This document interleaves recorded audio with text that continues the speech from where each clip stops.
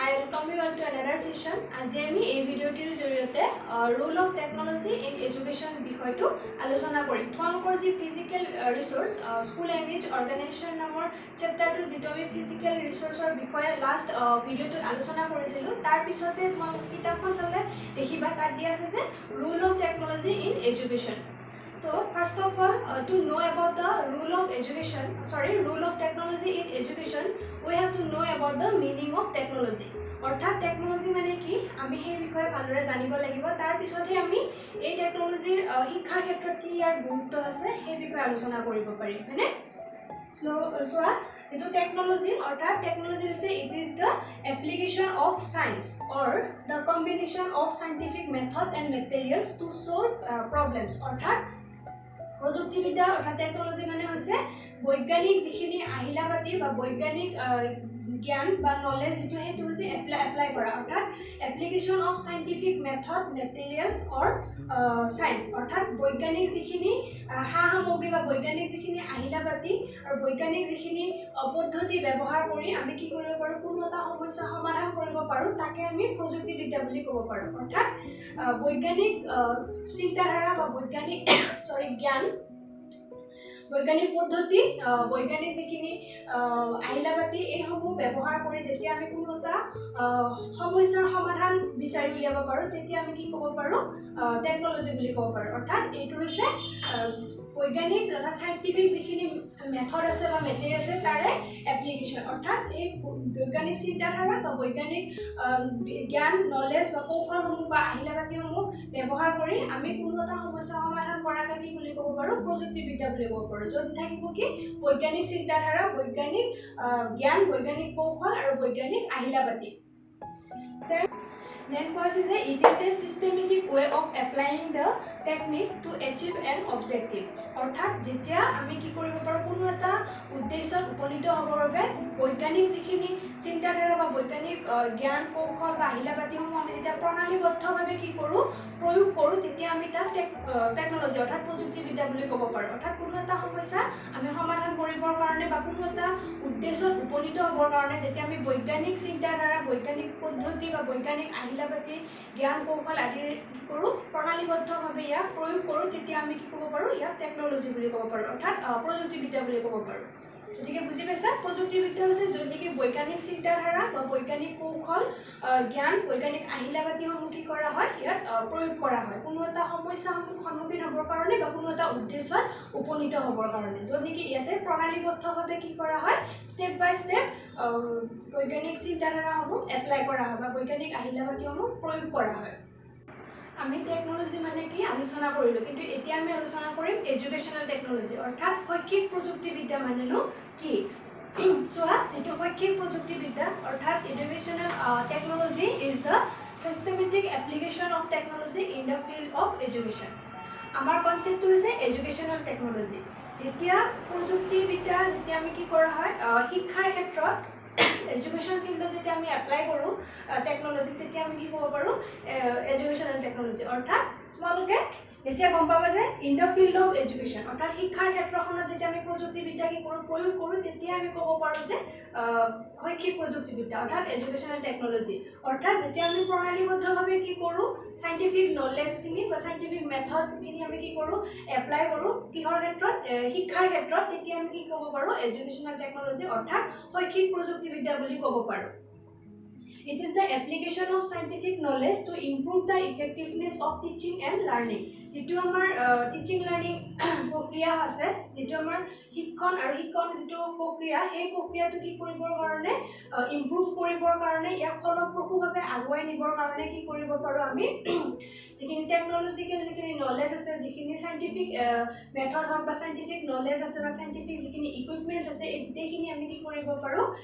শিক্ষাৰ ক্ষেত্ৰত এপ্লাই কৰিব পাৰোঁ। কিহৰ কাৰণে, আমাৰ যিটো টিচিং লাৰ্ণিং যিটো এনভাইৰনমেণ্ট, সেই প্ৰক্ৰিয়াটো বা সেই এনভাইৰনমেণ্টটো ইফেক্টিভ কৰিবৰ কাৰণে, অতিমাত্ৰাকৈ ইম্প্ৰুভ কৰিবৰ কাৰণে বা ইয়াৰ যিটো কোৱালিটি, সেই কোৱালিটিটো ইম্প্ৰুভ কৰিবৰ কাৰণে আমি কি কৰিব পাৰোঁ, ব্যৱহাৰ কৰিব পাৰোঁ। শৈক্ষিক ক্ষেত্ৰখনত আমাৰ বিভিন্ন ধৰণৰ কি আছে, সমস্যা আছে। বিভিন্ন ধৰণৰ সমস্যাসমূহ সমাধান কৰিবৰ কাৰণে বা বিভিন্ন ধৰণৰ লক্ষ্য বা উদ্দেশ্যত উপনীত হ'বৰ কাৰণে আমি কি কৰিব পাৰোঁ টেকন'লজি ইউজ কৰিব পাৰোঁ বিভিন্ন সমাধানৰ ক্ষেত্ৰতে হওক বা বিভিন্ন ধৰণে ফলপ্ৰসূ যিটো পাঠদান ব্যৱস্থাৰ ক্ষেত্ৰতে হওক বা মূল্যায়নৰ ক্ষেত্ৰতে হওক বা যিটো শিক্ষাৰ্থীসকলৰ মাজত শিক্ষা অতিমাত্ৰাকে ওচৰ চপাই নিয়াৰ ক্ষেত্ৰতে হওক আমি কি কৰিব পাৰোঁ টেকন'লজি ইউজ কৰিব পাৰোঁ গতিকে যেতিয়া আমি টেকন'লজি শিক্ষাৰ ক্ষেত্ৰখনত ব্যৱহাৰ কৰিম তেতিয়া আমি কি ক'ব পাৰোঁ তাক এডুকেশ্যনেল টেকন'লজি বুলি ক'ব পাৰোঁ এতিয়া আমি টেকন'লজি বুজিলোঁ তাৰপিছত আমি বুজিলোঁ কি এডুকেশ্যনেল টেকন'লজি এতিয়া যিটো টেকন'লজি আমি শিক্ষাৰ ক্ষেত্ৰখনত কি ধৰণে ব্যৱহাৰ কৰিব পাৰোঁ কেনেকৈ ব্যৱহাৰ কৰিব পাৰোঁ সেই বিষয়ে আলোচনা কৰিম ঠিক আছে শিক্ষাৰ ক্ষেত্ৰখনত প্ৰযুক্তিবিদ্যাৰ কিনো প্ৰয়োগ আছে সেই বিষয়ে ক'বলৈ গ'লে আমি প্ৰথমতে ক'ব লাগিব যিখিনি কম্পিউটাৰ অৰ্থাৎ কম্পিউটাৰৰ কি ব্যৱহাৰ আছে কম্পিউটাৰ পোনপ্ৰথমবাৰৰ বাবে চাৰ্লছ বেবেজ নামৰ বিজ্ঞানীগৰাকীয়ে কি কৰিছিল আৱিষ্কাৰ কৰিছিল আৰু এই কম্পিউটাৰ এক প্ৰকাৰৰ এনেকুৱা ধৰণৰ মাধ্যম যাৰ জৰিয়তে কি কৰিব পাৰোঁ আমি বিভিন্ন ক্ষেত্ৰত কি কৰিব পাৰোঁ বিভিন্ন সমস্যা বিভিন্ন তথ্য বিভিন্ন লাগতিয়াল ডেটা কিছুমান কি কৰিব পাৰোঁ কালেক্ট কৰিব পাৰোঁ সেইসমূহ ছেভ কৰিব পাৰোঁ বহুদিনৰ কাৰণে আমি সংৰক্ষণ কৰি ৰাখিব পাৰোঁ যিসমূহ শিক্ষাৰ্থীসকলে বা অন্যান্য ব্যক্তিসকলে বা শিক্ষকসকলে কি কৰিব পাৰে নিৰ্ভয়ে সেইসমূহ কালেক্ট কৰি নিজাববীয়াকৈ কি কৰিব পাৰে শিকিব পাৰে কম্পিউটাৰত আমি শিক্ষাৰ উপৰিও বিভিন্ন ক্ষেত্ৰত যেনিবা তোমালোকৰ যি কমাৰ্চিয়েল ক্ষেত্ৰতে হওক বেপাৰ বাণিজ্য উদ্যোগ factory hospital agriculture transportation communication এই গোটেই ক্ষেত্ৰখনতে কি আছে কম্পিউটাৰৰ ব্যৱহাৰ আছে হয়নে তোমালোকে দেখিয়ে আহিছে যে কম্পিউটাৰ আমি নহ'লে নহয়েই আমাৰ আজিকালি প্ৰযুক্তিবিদ্যাৰ এই যুগটোত কম্পিউটাৰতে আমি গোটেইবিলাক কৰিবলৈ সম্ভৱ হৈ উঠে তোমালোকে পৰীক্ষাৰ ক্ষেত্ৰতে হওক হয়তো কিছুমান পৰীক্ষা দিছা যাৰ জৰিয়তে কম্পিউটাৰৰ জৰিয়তে তোমালোকে কম্পিউটাৰৰ সন্মুখত বহি প্ৰশ্ন উত্তৰ কৰিছা আৰু সেইসমূহ তোমালোকক কি কৰিছে যিসকল মূল্যায়নকাৰীসকলে কি কৰিছে তোমালোকৰ সেইসমূহ কম্পিউটাৰৰ জৰিয়তে কি কৰিছে মূল্যায়ন কৰিছে তোমালোকক ইভালুৱেট কৰিছে গতিকে যিখিনি কম্পিউটাৰ শিক্ষাৰ ক্ষেত্ৰত বিভিন্ন তথ্য কালেক্ট কৰাৰ ক্ষেত্ৰতে হওক বা সেইসমূহ পঢ়াৰ ক্ষেত্ৰতে হওক বা বিভিন্ন তথ্যসমূহ বা ডেটাসমূহ কি কৰাৰ ক্ষেত্ৰত সংৰক্ষণ কৰি ৰখাৰ ক্ষেত্ৰতে হওক বা মূল্যায়নৰ ক্ষেত্ৰতে হওক বা শিক্ষাৰ্থীসকলক বিভিন্ন কিছুমান পাঠ্যক্ৰমৰ লগত জড়িত বিষয়সমূহ শিক্ষা প্ৰদানৰ ক্ষেত্ৰতে হওক শিক্ষাৰ্থীসকলৰ লগত কি কৰিছে যোগাযোগৰ স্থাপন কৰিছে অৰ্থাৎ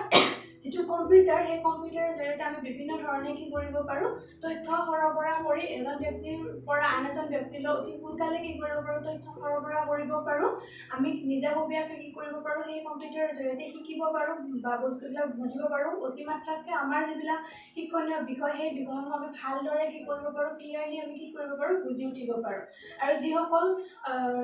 যিকোনো ঠাইত বা যিসকল ব্যক্তিয়ে শিকিব নোৱাৰে বা যাব নোৱাৰে সেইসকল কম্পিউটাৰৰ জৰিয়তে কম্পিউটাৰৰ থ্ৰুৰে কি কৰিব পাৰে তেওঁলোকে শিক্ষা লাভ কৰিব পাৰে আৰু বিভিন্ন হিচাপ নিকাচৰ ক্ষেত্ৰতে হওক বা মূল্যায়নৰ ক্ষেত্ৰতে হওক পৰীক্ষাৰ ক্ষেত্ৰতে হওক বিভিন্ন ক্ষেত্ৰত তোমালোকে নিজে দেখি আহিছে বিভিন্ন ক্ষেত্ৰতো কি কৰা হৈছে কম্পিউটাৰৰ কি কৰা হৈছে ব্যৱহাৰ কৰা হৈছে আৰু এই কম্পিউটাৰসমূহ ব্যৱহাৰ কৰিবলৈ হ'লে যিখিনি আমাৰ সুবিধা আছে তাৰ পৰিৱৰ্তে আমাৰ কিছুমান অসুবিধাও আছে কম্পিউটাৰ এটা ব্যৱহাৰ কৰিবলৈ হ'লে কি কৰিব লাগিব দক্ষ প্ৰশিক্ষণপ্ৰাপ্ত ব্যক্তি হ'ব লাগিব অৰ্থাৎ যিয়ে নেকি কম্পিউটাৰটো ভালদৰে ব্যৱহাৰ কৰিব পাৰে যি ক্ষেত্ৰত তেওঁলোকে কম্পিউটাৰৰ বিষয়ে ভালদৰে জানে বা কম্পিউটাৰ কেনেকৈ ইউজ কৰিব পাৰে বা কেনেকৈ আমি ডাটাসমূহ কালেক্ট কৰিব পাৰোঁ কি কৰিব পাৰোঁ এই বিষয়ে তেওঁলোক কি হয় জানে আৰু এই যি কম্পিউটাৰৰ ক্ষেত্ৰত বা কম্পিউটাৰ এটা ব্যৱহাৰ কৰিবলৈ হ'লে অতিমাত্ৰা টকা পইচা খৰচ হোৱা দেখিবলৈ পোৱা যায় প্ৰত্যেক ব্যক্তিৰ সাধ্য অনুসাৰে নহ'বও পাৰে কম্পিউটাৰ এটা কিনাৰ কাৰণে হওক তাৰোপৰি যিখিনি ইলেক্ট্ৰিচিটিটো লাগিবই কম্পিউটাৰ এটা চলাবলৈ হ'লে আমাক বিদ্যুৎ লাগিব কাৰেণ্ট নহ'লে আমি কি কৰিব নোৱাৰোঁ কম্পিউটাৰ এটা ভালদৰে চলাব নোৱাৰোঁ এই গোটেই ক্ষেত্ৰতে কি আছে অসুবিধাও কিছুমান যেনেদৰে সুবিধা ঠিক তেনেদৰে অসুবিধা কিছুমানো কি হয় পৰিলক্ষিত হয় গতিকে কম্পিউটাৰ এনেকুৱা এটা ডিভাইচ য'ত নেকি আমি শিক্ষাৰ ক্ষেত্ৰতে হওক বা বাণিজ্যৰ ক্ষেত্ৰতে হওক কৃষিৰ ক্ষেত্ৰতে হওক পৰিবহণৰ ক্ষেত্ৰতে হওক বিভিন্ন ক্ষেত্ৰত আমি কম্পিউটাৰ কি কৰিব পাৰোঁ ব্যৱহাৰ কৰিব পাৰোঁ আৰু এতিয়া যুগটো যিহেতু টেকন'লজিৰ যুগ হয়নে প্ৰযুক্তিবিদ্যাৰ আমাৰ অতিমাত্ৰা এটা প্ৰয়োগ হোৱা দেখিবলৈ পোৱা গৈছে গতিকে আমি ঘৰত থাকি হ'লেও কি কৰিব পাৰোঁ নিজাববীয়াকৈ শিকি বুজি বিভিন্ন তথ্য সংগ্ৰহ কৰি সেইসমূহ আমি কি কৰিব পাৰোঁ অধ্যয়ন কৰিব পাৰোঁ আৰু অতি কম সময়ৰ ভিতৰতে আমি কিছুমান তথ্য কি কৰিব পাৰোঁ এজন ব্যক্তিৰ পৰা আন এজন ব্যক্তিলৈ বা আন এখন ঠাইৰ পৰা অন্য এখন ঠাইলৈ কি কৰিব পাৰোঁ আমি অতি সোনকালে সৰবৰাহ কৰিব পাৰোঁ য'ত নেকি আমি মানুহজন নোযোৱাকৈ কি কৰিব পাৰোঁ কম্পিউটাৰৰ মাধ্যমেৰে বিভিন্ন ধৰণৰ তথ্য কিছুমান সৰবৰাহ কৰিব পাৰোঁ। গতিকে গোটেই শিক্ষাৰ ক্ষেত্ৰখনতে কি আছে, কম্পিউটাৰৰ বহুলকৈ ব্যৱহাৰ আছে, যদি কম্পিউটাৰ নোহোৱাকৈ কি কৰা নহয়, সম্ভৱ নহয় যে কিছুমান কাম কৰি তুলিবলৈ। আৰু অতি সোনকালে কম্পিউটাৰৰ জৰিয়তে আমি বিভিন্ন কামসমূহ, বিভিন্ন তথ্যসমূহ কি কৰিব পাৰোঁ, অতি সোনকালে আমি কৰিব পাৰোঁ। গতিকে আমি হিচাপ নিকাচ কৰোঁতে আমাৰ হয়তো বহুত টাইম যাব পাৰে, কিন্তু কম্পিউটাৰৰ সহায়ত কৰিলে সেই সময়খিনি কি হয়, কম পৰিমাণে ব্যৱহাৰ হোৱা দেখিবলৈ পোৱা যায়। গতিকে কম্পিউটাৰ হৈছে অন্য এক প্ৰযুক্তিবিদ্যাৰ যি প্ৰয়োগ, য'ত নেকি আমি বিভিন্ন ধৰণৰ সমস্যাসমূহ অতি সোনকালে কি কৰি তুলিব পাৰোঁ, সমাধান কৰি তুলিব পাৰোঁ। গতিকে চোৱা, তোমালোকৰ যিটো rule of technology and education, এই টপিকটোৰ ভিতৰত প্ৰথমটো আছিলে কম্পিউটাৰ। আমি থুলমূলকৈ কম্পিউটাৰৰ ব্যৱহাৰ বা ইয়াক কি ক্ষেত্ৰত আমি ব্যৱহাৰ কৰিব পাৰোঁ সেই বিষয়ে থুলমূলকৈ আলোচনা কৰিলোঁ। আৰু নেক্সট ভিডিঅ'ত মই টেলিকনফাৰেন্সিং, ৱেবছাইট, ইণ্টাৰনেট আদি কিছুমান টপিক দিয়া আছে, সেই টপিককেইটাৰ বিষয়ে আলোচনা কৰিম। গতিকে আশা ৰাখিছোঁ ভিডিঅ'টি চাই ভাল পাইছা তোমালোকে, আৰু ভিডিঅ'টি চাই যদি উপকৃত হোৱা বুলি ভাবা তেনেহ'লে লাইক কৰিবা, শ্বেয়াৰ কৰিবা, ছাবস্ক্ৰাইব কৰি যাবা, আৰু ভিডিঅ'টি চোৱাৰ কাৰণে অশেষ ধন্যবাদ।